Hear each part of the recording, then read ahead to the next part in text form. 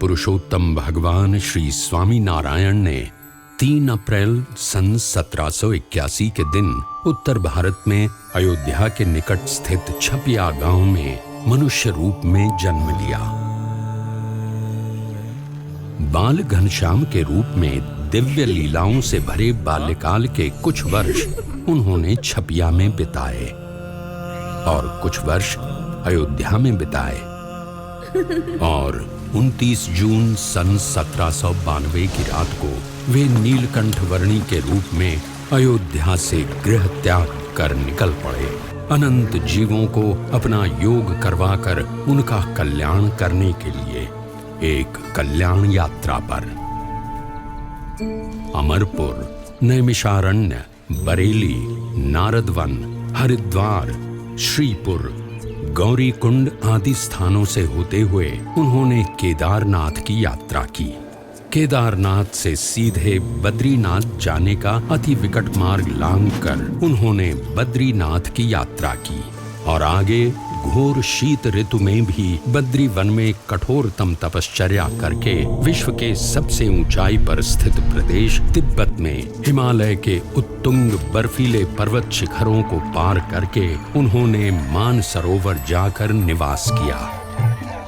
पुनः बद्रीनाथ आकर वहां से गौमुख, गंगोत्री, हरिद्वार, अयोध्या आदि स्थानों से होते हुए वे वंशीपुर आकर रहे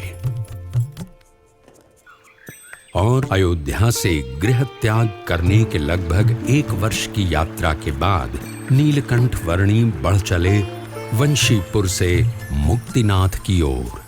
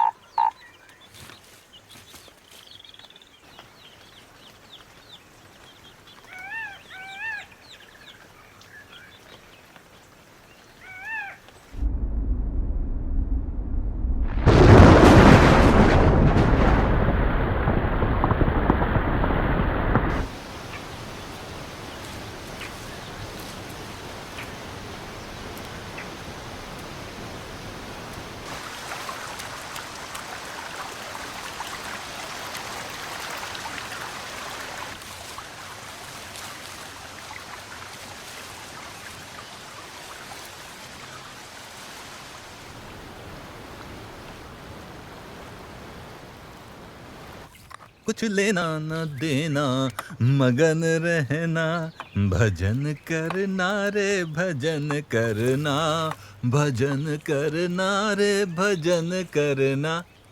भजन तो करना और भोजन भी करना, क्योंकि भूखे पेट न होए भजन गोपाला रे। आहा, भजन करना पर भोजन भी करना, भजन। अरे छोटे महाराज, बाल योगी जी, कुछ भोजन खाओगे महाराज? आओ आओ, अरे बड़ा स्वाद बना है आज तो। लो दीजिए। धन्यवाद। ग्रहण करो योगी जी, ग्रहण करो।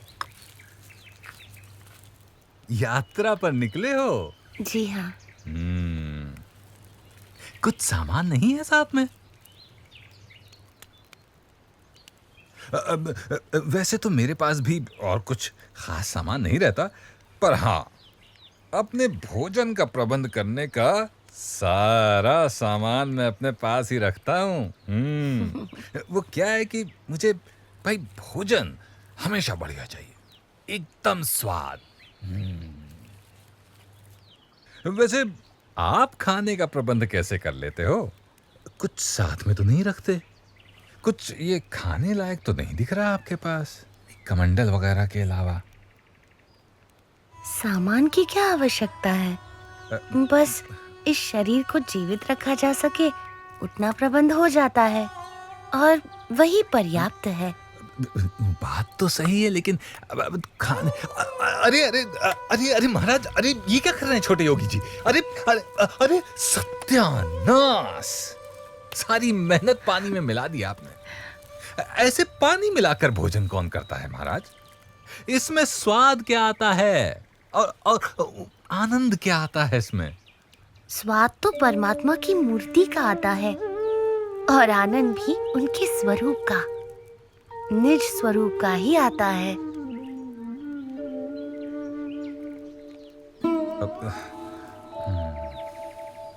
पर इतना स्वादिष्ट भोजन जो बनाया था, हैं, उसका क्या है? योगी के लिए परमात्मा की भक्ति ही भोजन है और परमात्मा की मूर्ति का सुख ही उसका स्वाद है।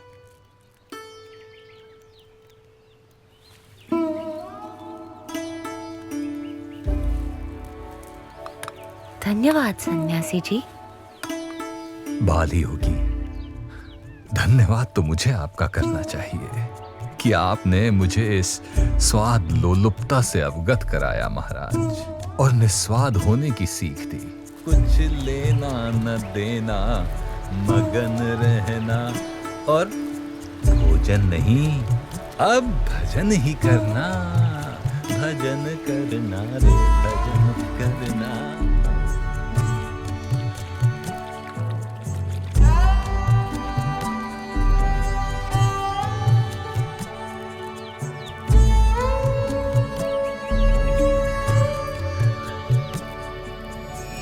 नीलकंठ वर्णी जानते थे कि काली गंडकी नदी के किनारे चलते हुए मुक्तिनाथ पहुंचा जा सकता था, इसीलिए वे काली गंडकी नदी के प्रवाह को ढूंढ रहे थे और उसी दौरान वे किसी अज्ञात निर्जन क्षेत्र में आ पहुंचे।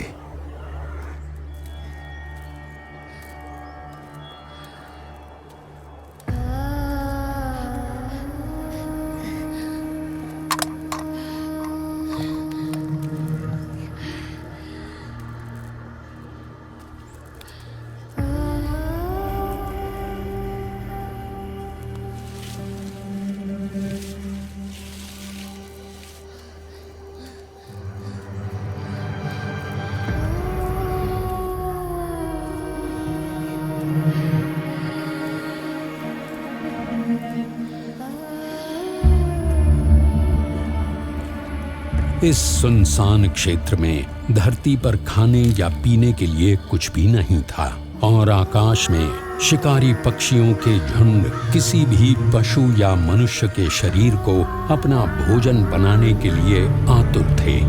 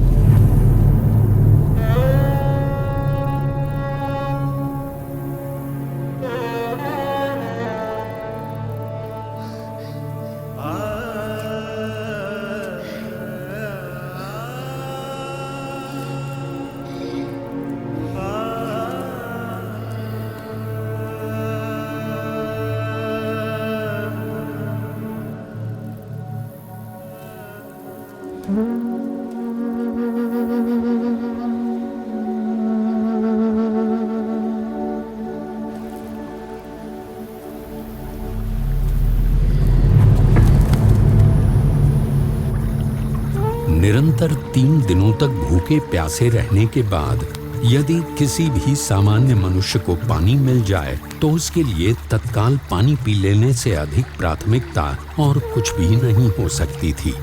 परंतु नीलकंठ वर्णी के लिए ऐसी विपरीत परिस्थितियों में भी सबसे अधिक प्राथमिकता थी उनकी भक्ति।